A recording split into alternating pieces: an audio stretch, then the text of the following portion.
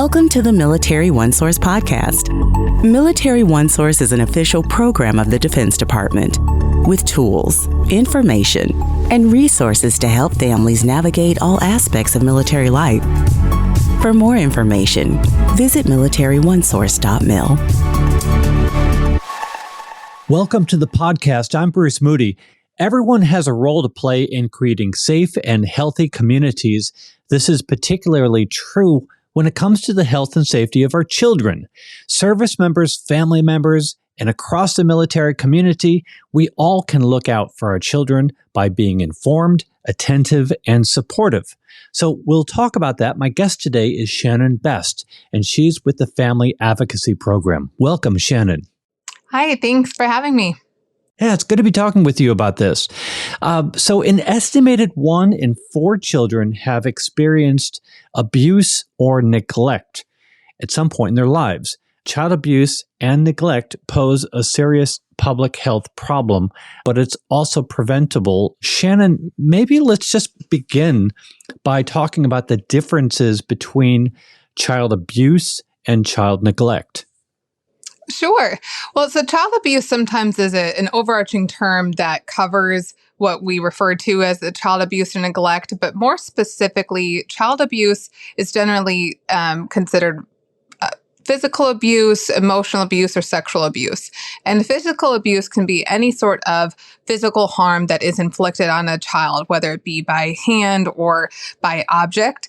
Sexual abuse can be physical coercion for sexual activity or forcing a child or a teenager to watch pornography.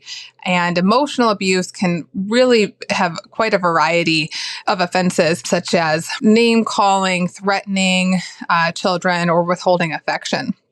Where neglect, on the other side, is really not providing any basic needs for a child or a teenager, such as food, medical care, or education.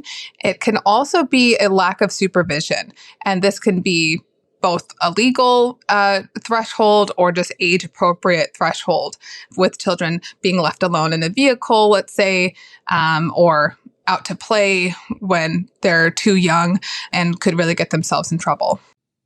How does child abuse look different in older children versus younger children?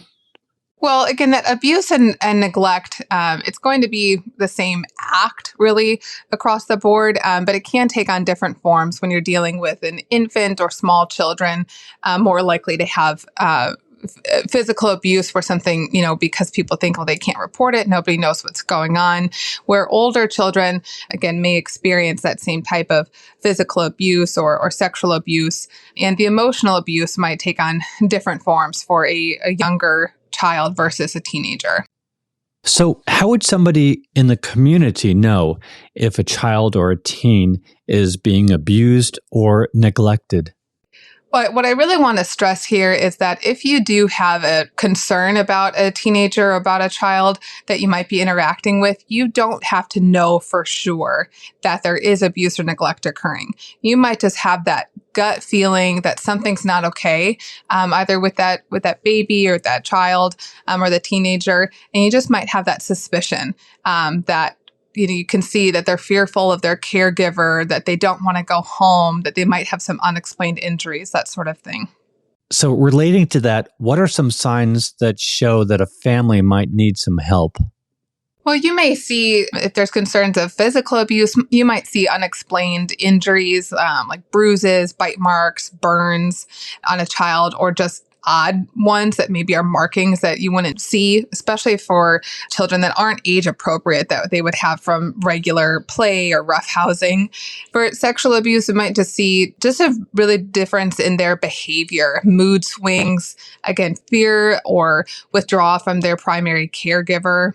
And neglect, that can be things like regularly not attending school or not following up with medical needs that a child or teenager have, as well as, again, seeing a child or teenager that's just always without adult supervision or left alone when they shouldn't be. And that can vary by state and even county, where in some areas it's a recommended age and others there is a specific age. And particularly for military families or the community with moving around so much, it's important to be familiar with what is the standard or what is the law in your county or in your state. So there's the laws, but also there's the signs. As you're taking all this in, as you're looking, and you did mention just your gut feeling a few minutes ago. So how do you know whether or not you should report a suspected child abuse case? When in doubt, I think it's best to err on the side of caution. Again, we don't have to know that something is going on for sure, in terms of like seeing it with your own eyes. But at the end of the day, we all have that role to protect our children and teenagers, and that each child deserves to be and feel safe. So you don't have to know for sure, but if you suspect, it's best to report. So reporting. Okay. So where do you report? How do you report child abuse in the military? Well, if there's an immediate concern for safety, always call 911 for an immediate crisis intervention. But if you do just want to consult with a professional or just want to, again, report if you do really think something's going on, you can call the local Child Protective Services, also in case of emergency, or the local or the nearest Family Advocacy Program. And that's a program that the Department of Defense has at military installations, and their role is for prevention and response to child abuse and neglect. So let's get into the Family Advocacy Program a little bit more, because I know a lot of people may know about it. Maybe they have concerns. So let's discuss what it is and what they can do for families, what sort of resources that they have. So for both prevention and response, the Family Advocacy Program has advocates, educators, and licensed counselors that can provide groups and classes for positive parenting and interaction with children. There's also the New Parent Support Program within Family Advocacy Program that is specifically designed for parents or caregivers that are either expecting or have children under the age of 3. And that's to really, again, teach that positive parenting, engagement, attachment, and bonding through primarily home visitations. You know, the New Parent Support Program, in my experience, it's a beautiful program. It's so supportive, and they come straight into your home. So it's different. The New Parent Support Program is a tremendous opportunity to get somebody in who can walk through your home and maybe help to childproof it. There's all kinds of wonderful things that they can do to new and expectant parents. Anything you want to add on about this program? No, I agree. It's a gem that the military has this program available, just to provide that general parenting, education, and support. So regardless if it's for someone's first child, if they're adopting or expecting, or if they have multiple children and just trying to adjust to having additional children or being far away from family or that community that you grew up with, for that support in terms of age-appropriate discipline, developmental milestones, that other sort of attachment, bonding, and caregiving. The New Parent Support Program is fantastic. Yeah. I mean, I could go on. In fact, I hope that we do a whole episode just on this program itself to really.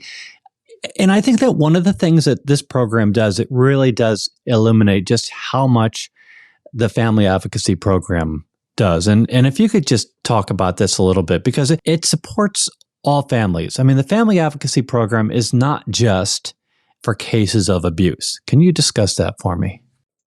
Right. That's a really important point. Not at all. So the fact is that child abuse and neglect is preventable. So there are groups and classes, education for parents, caregivers, really anybody in the military community. You don't have to be a parent in order to be influential on a child or teenager's life or to support other parents. And sometimes just having that education and information yourself is really the best way to do that, to be a part of this supportive community. So through groups, classes, and the counseling that's also available for parents or caregivers, or for those in the community, whether it be individual or couple counseling, just to help to build healthier relationships. Because one thing I didn't mention earlier is that child abuse and neglect can even be in that exposure to domestic violence or unhealthy relationships. It can have an emotional impact on children, or neglect, depending on where they physically are in the home or around that in the environment. So having that couple counseling or individual counseling available, or family counseling in some cases, just to help families get through some of the stresses of military life. Now, how can somebody in the military community personally help keep children safe? I think, first of all, it's just important to, again, be informed and be aware of what's normal for children, for age-appropriate development, to be aware of resources available. Because sometimes, it's like I said, our role in the community isn't just necessarily caregiving or being a parent yourself, but sometimes it's just supporting parents, letting them know that there are groups available at near your installation, or if you are living on base, or that the Family Advocacy Program is there for counseling to help them through the stressful aspects of parenting or military life. So being aware of both what children and teens need, as well as what parents might need, that you can offer in that support when needed, or recognize the signs if maybe something has crossed the line in terms of that child abuse and neglect, that you can be that trusted adult that a child or teenager can come to talk to about what they might be experiencing at home, or that you might just be the one to keep that child safe and to report it to the Family Advocacy Program or the local authorities when needed. And of the resources that you mentioned, there's a number of resources that we're putting in the program notes of this episode. And rather than talking through each of them, I wonder if you could just mention one or two that would kind of relate to our conversation today and how people can take advantage of it. Sure. You can always contact the nearest Family Advocacy Program. And if you don't know where that is, the military installation page on MilitaryOneSource.mil is available, that you can search and find the nearest Family Advocacy Program. Or if you really want a one-stop shop for reporting, you can call the Child Help National Child Abuse Hotline. And that phone number and link is in the description as well. And they will make sure to get that child and the family the help and intervention that's needed. Shannon Best is with the Family Advocacy Program. Any final words? No, thank you so much. I really appreciate the opportunity. Oh, it's great to have you with us. This is a big topic, and we will be back with more on the Family Advocacy Program and what they have to offer, because it's a lot, and it's obviously very, very important. So, Shannon, thank you so much for joining us today. Thank you.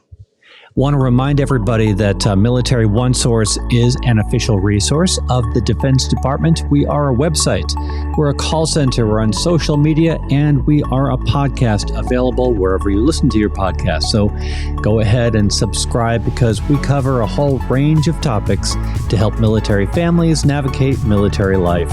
I'm Bruce Moody. Thanks for listening. Goodbye.